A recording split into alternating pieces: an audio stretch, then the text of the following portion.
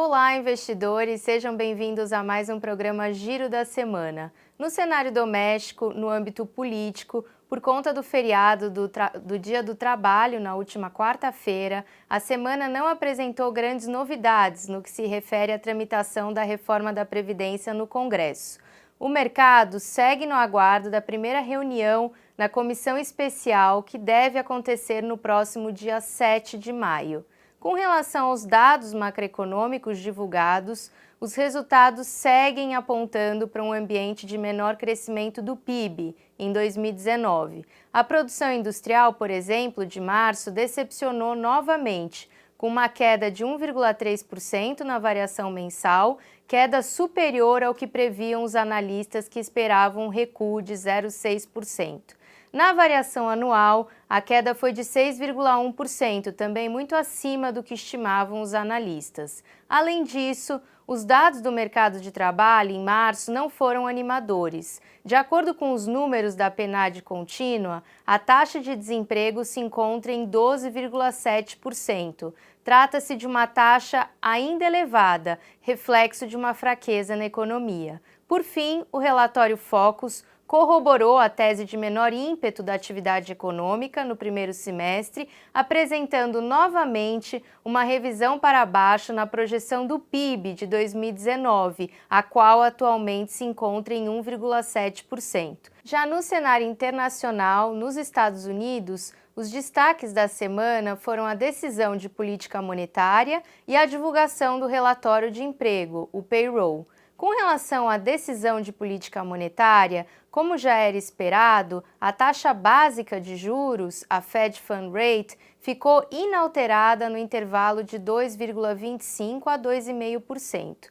Com relação ao pronunciamento, o presidente do Banco Central norte-americano, Jerome Powell, sinalizou que a desaceleração na inflação verificada nos últimos meses ocorreu por conta de fatores transitórios, afastando a expectativa que alguns analistas tinham de uma possível redução na taxa de juros.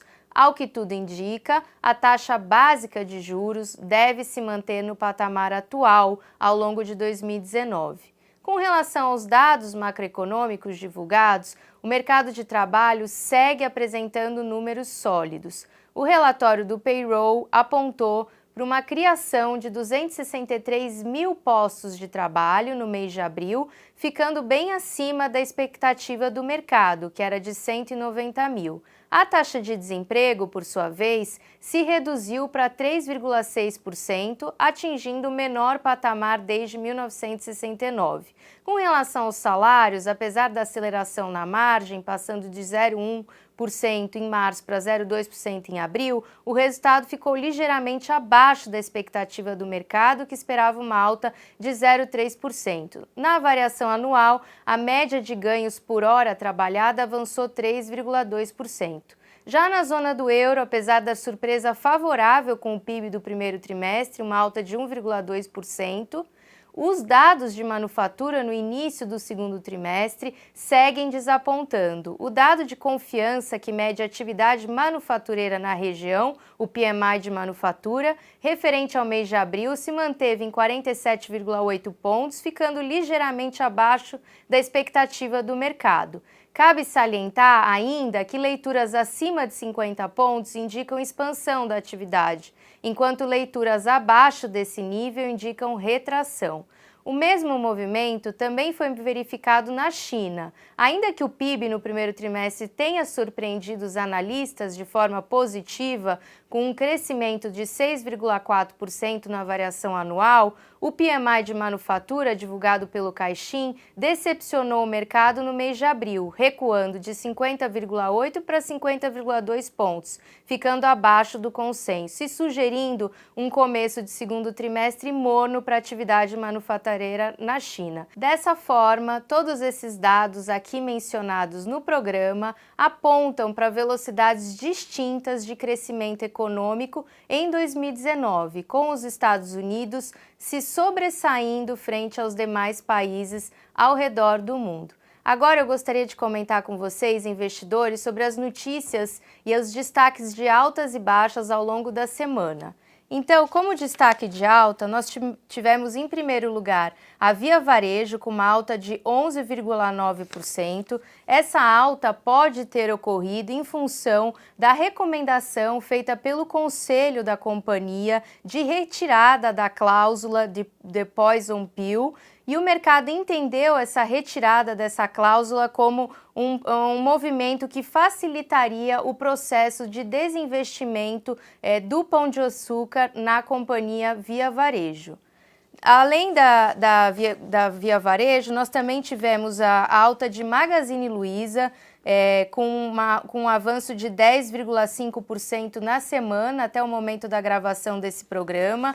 Essa alta pode ser relacionada à aquisição feita pela companhia da Netshoes, que deve promover sinergias e foi uma aquisição comemorada pelo mercado. Além de Magazine Luiza e Via Varejo, nós tivemos a Gol também como destaque de alta na semana, com uma alta de 9,9%, principalmente relacionada com a queda do petróleo que a gente tem verificado aí nos últimos dias. A JBS com uma alta de 6,3%, também possivelmente relacionada ainda à questão da febre suína na China, que tem impulsionado os preços de proteína animal, beneficiando todo o setor de alimentos. E por fim, como destaque de alta na semana, nós tivemos a BR Distribuidora, com um avanço de 5,9%. Essa alta da empresa pode estar relacionada à possível venda feita pela Petrobras. A Petrobras estaria estudando alternativas para reduzir a sua participação na BR Distribuidora, e isso foi comemorado pelos investidores ao longo dessa semana. Agora,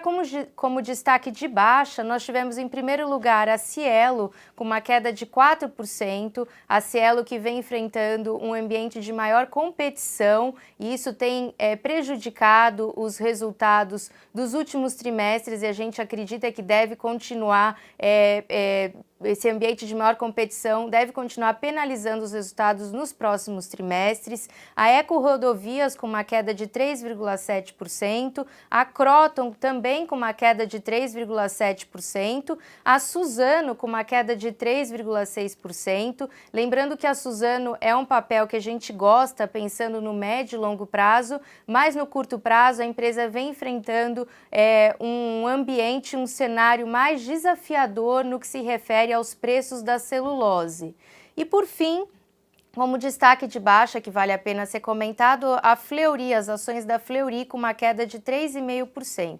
E para finalizar o programa, gostaria de comentar com vocês os eventos importantes que devem ficar no radar de vocês investidores. Então, na semana que vem, nós vamos ter aqui no Brasil a reunião do Copom, teremos também a divulgação do IPCA referente ao mês de abril e as vendas no varejo referente ao mês de março, todos os dados que vão ser divulgados aqui no Brasil. E lá fora, como destaque, nós vamos ter a balança comercial na China. Vamos encerrando o nosso programa por aqui, desejando um bom final de semana a todos e bons negócios na próxima semana.